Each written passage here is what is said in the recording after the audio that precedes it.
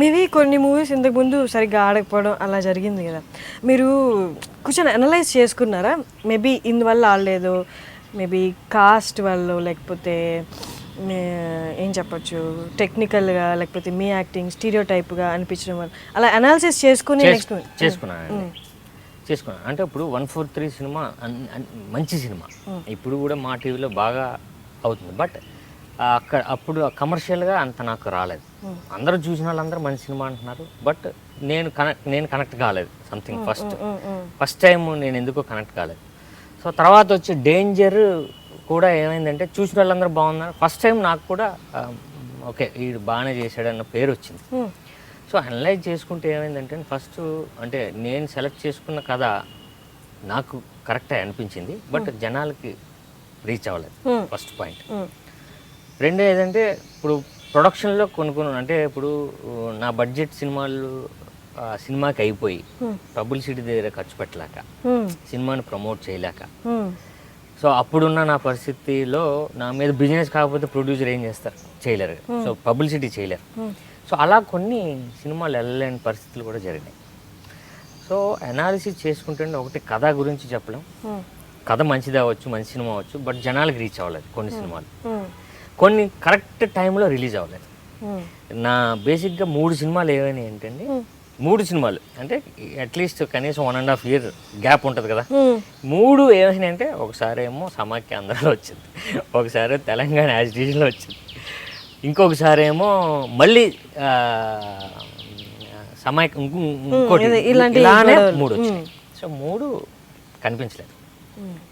ఇలా జరిగినాయి అంటే మనకి ఆ టైం అలా ఉంది అంతే. తర్వాత మూవీస్కి ప్లానింగ్ కానీ అదేనా కరెక్ట్గా చేసుకోవాలి, ఇలా ఉండాలి అని మీరైనా ఇన్వాల్వ్ అయినా ఉన్నాయా? మేబీ ముందు దాంట్లో మీరు చెప్పినట్టు కరెక్ట్ అండి, కరెక్ట్. మేబీ రిలీజ్ డేట్స్ కానీ. ఇప్పుడు నేను రకం సినిమా ఉంది, సో అందరం ఏంటంటే డైరెక్టర్, ప్రొడ్యూసరు, నేను, సో ఎలా చేయాలని ఇన్వాల్వ్ అయ్యి చేస్తామండి. ఇప్పుడు అల్టిమేట్ ఎప్పుడు కూడా డైరెక్టర్దే అల్టిమేట్ అండి. సో డైరెక్టర్ తర్వాత ప్రొడ్యూసర్, ఆయన ఇష్టం. సినిమా ఇప్పుడు పలానా టైంలో రిలీజ్ అని ఫిక్స్ చేస్తే ఎవరు ఏం చేయలేం. అలానే ఇప్పుడు డైరెక్టర్ కూడా ఈ నా సినిమా ఇంతే, నేను ఇలాగే తీస్తాను అంటే అది కూడా ఏం చేయలేం. వాళ్ళిద్దరూ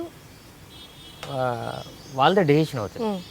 బట్ ఈ సినిమాకి ఏమైందంటే డైరెక్టర్ ఒక సజెషన్, ఆయన ఏంటి అని తెలుసుకుంటున్నాడు, ప్రొడ్యూసర్ కూడా ఎలా చేద్దాం. సో ఇలా అందరం కలిసి ఈ సినిమాకి మంచి సినిమా, దీన్ని అందరం కలిసి చేద్దాం అని అనుకున్నాం. అలానే వెళ్తున్నామండి. దానివల్ల ఏమవుతుందంటే సినిమా కరెక్ట్ టైంలో, ఇప్పుడు కరెక్ట్ టైంలో, సో కరెక్ట్ పబ్లిసిటీ, తర్వాత కరెక్ట్ సినిమా, అంటే సినిమా ఇలా ఉండాలి అని ఏదైతే అనుకుంటున్నామో అదైతే వచ్చింది సినిమా. అది ఎప్పుడు వస్తుందంటే ఒకరి మాట ఒకరు విన్నప్పుడు కోఆర్డినేషన్ ఉండాలి. అది ఈ సినిమా జరిగింది. అది ఇంతకుముందు నాకు జరగలే. ఇంతకుముందు నాకు ఒక సినిమా నేను వద్దన్నా, రిలీజ్ చేయొద్దన్నా. ఇప్పుడు నవంబర్లో డిమానిటైజేషన్ చేసినప్పుడు ఎలా రిలీజ్ చేస్తాం, చేయొద్దన్నా అరకు రోడ్లో సినిమా. సో వాళ్ళు వినలేదు. 2 hours చెప్పాను ఏంటి ఇప్పుడు వద్దు, ఒక 2 months ఆగుదాం అంటే ఆయన ప్రాబ్లం ఏంటో నాకు తెలియదు. మరి ప్రొడ్యూసర్గా ఆయనకి ఏదో ప్రాబ్లం ఉండి ఉంటుంది, లేదండి తప్పదు ఇంకా చేయాలి అని అన్నారు. సరే 2 months ఆగితే మనకు అన్ని ప్రాబ్లమ్స్ పోతాయి, చేద్దాం, బాగా చేద్దాం అంటే ఆయన వినలే. బట్ ఆయనకి ఫైనాన్షియల్గా ఏ ప్రాబ్లం ఉందో మనకు చెప్పరు కదా. అది రిలీజ్ చేసాం, ఎవరికి తెలియదు. సో అలాగా ఇప్పుడు కోఆర్డినేషన్ లేకపోతే ఇలానే పోద్ది. స్ట్రాటజీ ఉండాలి, రిలీజ్కి కూడా ఉండాలి. బట్ ఈ సినిమా కరెక్ట్ టైంలో రిలీజ్ అవుతుంది. మీరు ఎలాగా ప్రొడ్యూసర్స్ హీరోనా, డైరెక్టర్స్ హీరోనా? ఇద్దరికి ఉండాలండి. లేకపోతే నాది ఇప్పుడు కెరియర్ నాది బంపర్ ఆఫర్ మంచి సినిమా అండి. అప్పటి నుంచి నాకు హిట్ లేవు. అయినా సరే ప్రొడ్యూసర్స్, డైరెక్టర్స్ వచ్చి ఓకే వీడితో వెళ్ళొచ్చు అని అనుకుంటున్నారంటే కంఫర్ట్. వాళ్ళిద్దరితో కంఫర్ట్ లేవంటే మనం 2-3 సినిమాల తర్వాత ఉండం, అవుట్ వెళ్ళిపోతాం.